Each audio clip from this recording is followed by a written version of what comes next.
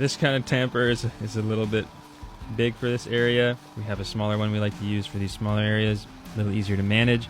There's also some small reversible plate compactors that are good to use, where this one pulls itself forward, and then when you want to pull it back, you have to kind of lift and drag, and you might make divots in the grade that you made. So the different compactors might be better for different scenarios. This one worked for what we had to do. It's, again, a small area, didn't need too much compaction, but wanted to make sure everything had settled in the way we wanted it to.